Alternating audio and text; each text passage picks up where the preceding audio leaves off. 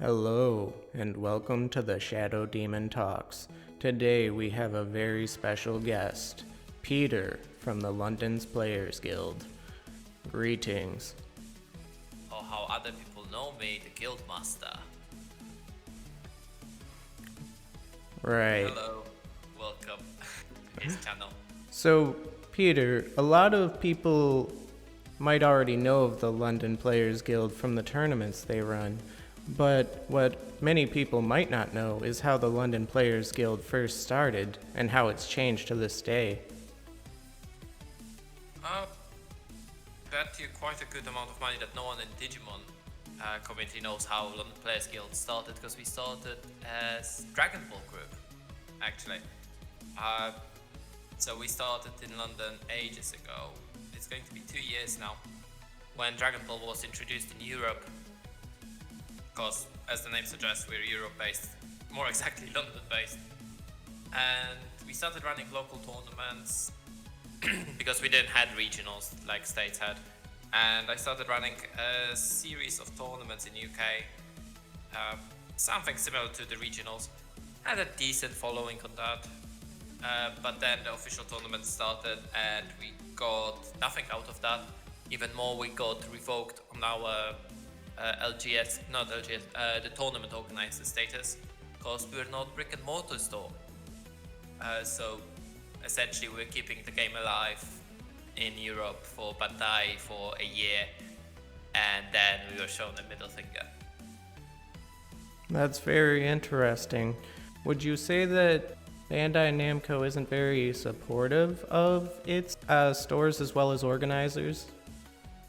I would not say Bandai Namco is like that, because I've never worked with Bandai Namco, because Bandai Namco is the company that is running the video games, and Bandai is the one that runs the card games, which are two different companies. Interesting. It's weird. To answer the question you wanted to ask, it's weird. They do support generally tournament organizers, but they want to support the local game stores more than organizers, like only clubs and things like that. I don't know why, because it's still events that are happening, and it's not possible for some people to actually rent a shop on a regular basis, or like a full-time rent-up shop to run the tournaments, and they just want to run it like once a week. But we had a lot of people which just registered as a tournament organizer, got their kids, never run a tournament, and just opened up the kits and sold the singles. So I know where they're coming from, but we've never been like that, and it just feels bad. Right. So, just a quick finish to that thought. Would you say that it's less of a direct target at tournament organizers and more something of them just following a policy that might make sense to them, and there just happens to be friendly fire? I think their following is a very good business sense. That's as far as I can tell. They have a policies that ensures their sales and ensures the security of their sale, and that's what they care for. Right, and nobody can fault them for that, because the better their sales, the better the card games will do as far as support. It's just The better unfortunate. the sales, the better regionals we can get, essentially. Right. I mean, there was even a plan for the World Championships this year, which obviously is not going to happen, but yeah, there was a plan for that. So with just Digimon and Dragon Ball Super, how would you say the two games stack up to each other so far? A lot of parallels with them, to be perfectly honest with you. They seem to be designed on the same level. Definitely they're handled the same way. Digimon clearly learned a bit from Dragon Ball mistakes, which is good to see. It also learned a lot with Chrono Clash mistakes, which is also run by Bandai. I think I think it's a good enough IP. It's the same with Dragon Ball. Dragon Ball is a thing because it's a good enough IP, and I think Digimon is going to have the same situation. It's a good IP. Uh, it can pull in people that never played card games that happened in Dragon Ball, at least at the beginning when the game was cheap. Right, it sounds like Digimon has grown, or rather, the company has grown since they first started making card games, and that will have positive implications for the future of Digimon. Now, I ran a poll for the community seeing what questions they'd like asked, and I know that this is a very bog standard question, but I'll try to include a few different ways of asking it that'll make it more interesting. So, just for starters, what do you think the chances are for an English release? We actually made a video about that. We think that the chances for that are quite high. We can't say an awful lot of things, but with some certainty, I would say that next year we should be able to see Digimon coming out in English. I see. And a few questions on top of that. First, how do you think that an English release will affect the Digimon TCG community? What impacts do you think it'll have?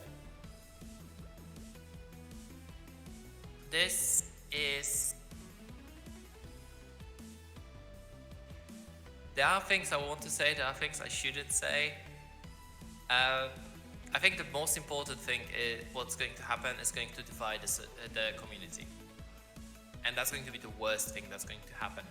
Because we're going to have people who invested heavy money in a Japanese game and want to continue playing Japanese game because, as I said, we shouldn't expect English by the next year. Or rather, next year earliest. So those people who bought into Japanese will want to continue playing Japanese, which we can very easily say that's not going to be doable. Right. And there are going to be new people coming in.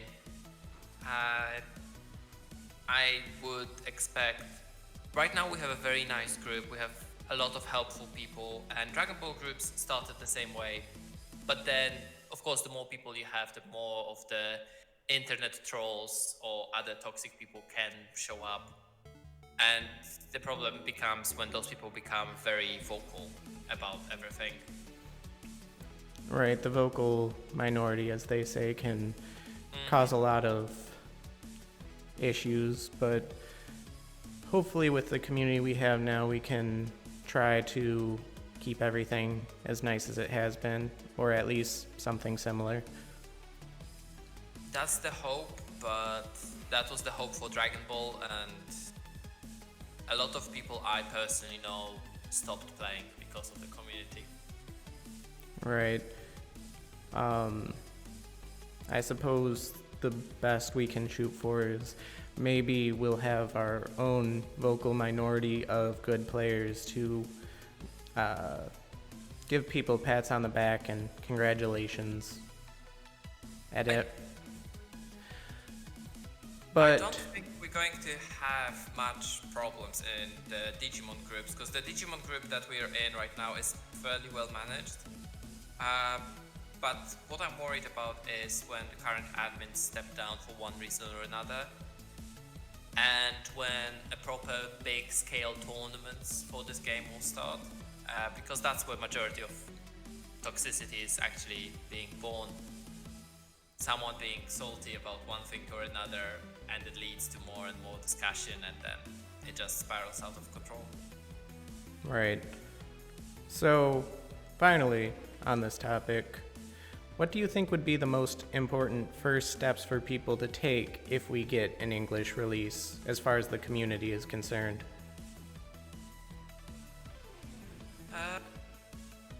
Advertise it. I mean, go to your LGS, ask your LGS to get it in, buy from your local game store, so they actually have incentive to buy more of that, and organize a teaching day for Digimon, where you just have a couple of decks, sit down and wait for someone to come in who's interested, and you sit them down and teach.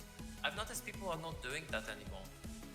I noticed that if you come into the game store, you are expected to know the game already. Right, I've seen that plenty of times from the card fight community. I've always tried to help support the game, and I've noticed it's really hard to get people to help others learn the game.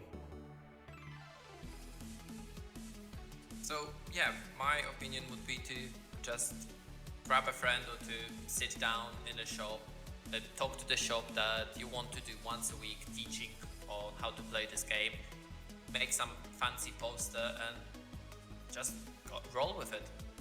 People are going to show up then, and then you can teach them to play, then you can make the community grow. I think it's great advice. Every new player gained helps build momentum for the game. So, moving on to the state of the game. What color or colors do you believe to be the strongest, and which colors do you believe to be the weakest? And are the reveals from set 2 possibly changing your mind? So if we're going to look at the two different formats, so let's look at the set 1 format first.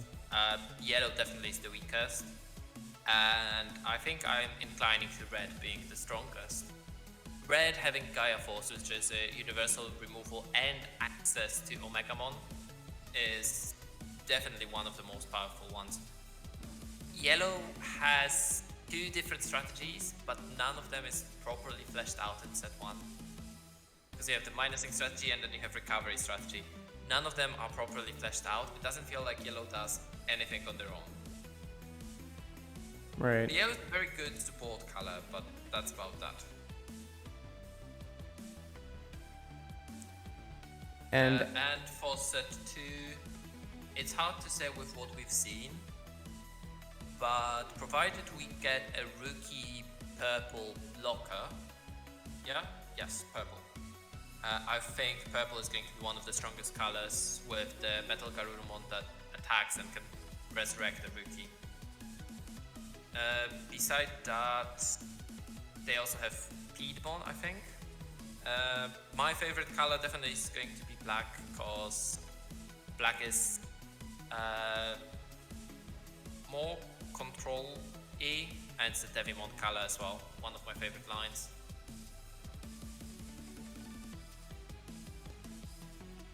so, last question before swapping hosts for a moment. To give everyone an idea of you as a card player, if you could have an ideal deck in this game with your favorite Digimon, color, and playstyle, what would it be? Oh boy.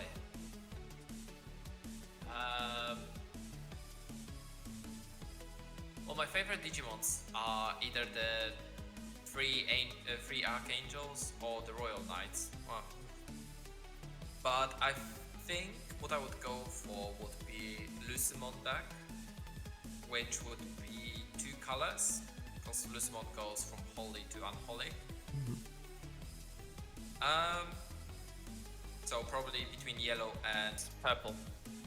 It would be between yellow and purple, and it would probably be a mill. Don't at me, but it would be a mill. It is always fun just eating your opponent's deck. Yeah, exactly that, because Lucimon's, that's the Death Orb thing. I don't remember the name, sorry. That's supposed to be absorbing everything in there. So, yeah, that's a way to mill your opponent. For example, every time it destroys a Digimon in battle. Alright, one moment while we swap hosts. Hello guys, and welcome to the Turbo Edition. Wait, no, that's not right. The Lightning Round. Got it.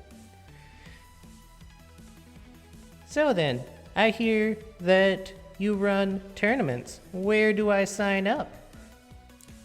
So you can find us on Challenge, and you can also find us soon on the new Wizards of the Coast platform, actually, on mtgmelee.gg. So look out for that. We're going to be running tournaments there soon as well. Interesting, interesting. Now then, what's your favorite crest? Courage or Light? And your favorite spirit? I don't know. That's fair. Who would you say is the best mom Digimon? Like motherly Digimon. Oh, Motherly. Oh god. I don't know. Angry Woman? That's fair. She seems pretty motherly over Kairi. She's that angelic figure that's overlooking us, right? Or maybe a funny one. What's your favorite Digimon game? Video game or otherwise? That's going to be simple. It's Digimon World 3. It's the first Digimon game I ever played. Got me hooked on Digimon altogether. From that I played all the other PlayStation 1 classics. Cyber Sleuth is really well made. It's a decent Digimon game with a nice visual novel stuff. But still, Digimon World 3 holds a special place for me. That's fair, that's fair. Alright, and finally, if you had 60 seconds to tell the Digimon community anything you want, what would it be? 1 minute, go. Keep on playing the game, play to enjoy, don't play to win. Play with your favorite Digimons, cause there is nothing better than seeing your favorite Digimon being slapped on the board and being all glorious there. And yeah, just enjoy yourself. Very good, very good. Alright, 1 second while I swap back. And I have returned. So, is there anything you'd like to conclude on? Anything you'd like to talk about that we haven't covered so far?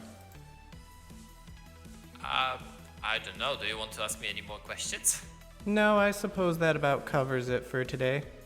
Thank you for having me. And I'll see you guys around next time. Until next time, guys, stay wholesome.